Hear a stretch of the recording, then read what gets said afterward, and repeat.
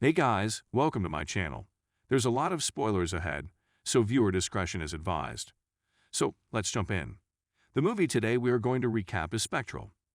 DARPA researcher Dr. Mark Klein is flown to Moldova, where the U.S. military is currently deployed in the ongoing Moldovan war, as his expertise is required regarding a line of hyperspectral imaging goggles of his design that have been issued to troops there. After arriving at a U.S. military air base on the outskirts of Chisinau, he meets with General Orland and CIA officer Fran Madison.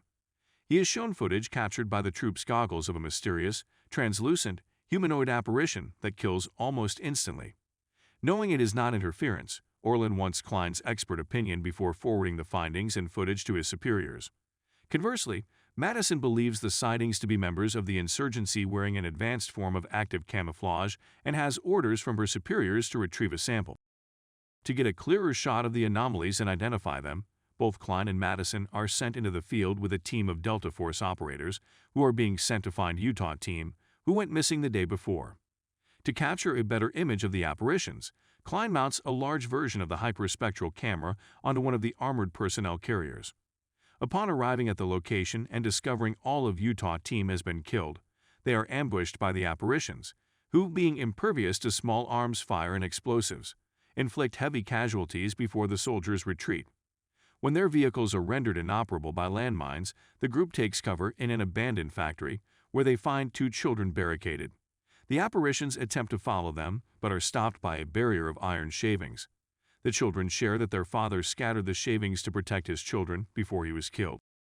The survivors make contact with the air base and a rendezvous is set up. Klein modifies the hyperspectral camera, turning it into a large searchlight, which enables the group to see the apparitions without the need for goggles. Later, he supplies the unit with IEDs laced with iron shavings.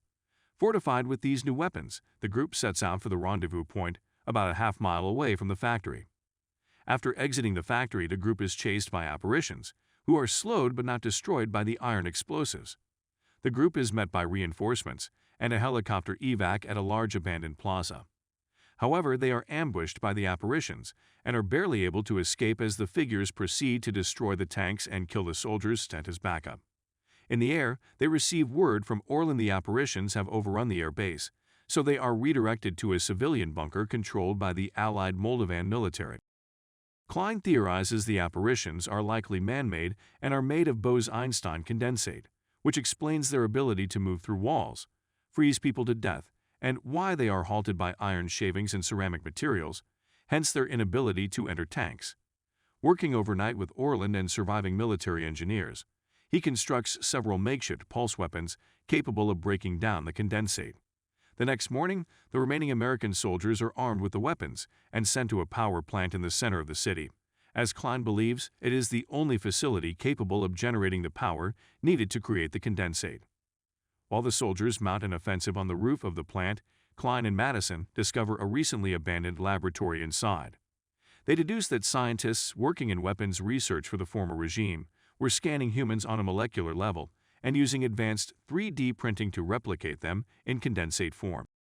The human test subjects' brains and central nervous systems were then removed and hooked up to a central machine which keeps the condensate copies or apparitions alive. Before the apparitions emerge victorious in their battle with the soldiers, Klein activates a failsafe system, which deactivates the condensate apparitions. Believing that whatever level of consciousness remaining is in pain, he unplugs the human remains from the machine, finally giving them peace. With the apparitions gone, the U.S. and Allied Moldovan military worked to continue to take control of the city from the insurgents, and a Department of Defense extraction team is to be sent back to the plant with the Delta Force operators to take the machinery apart and potentially use it for their own purposes. Saying goodbye to Madison and General Orland, Klein boards an aircraft to be taken back home to Virginia.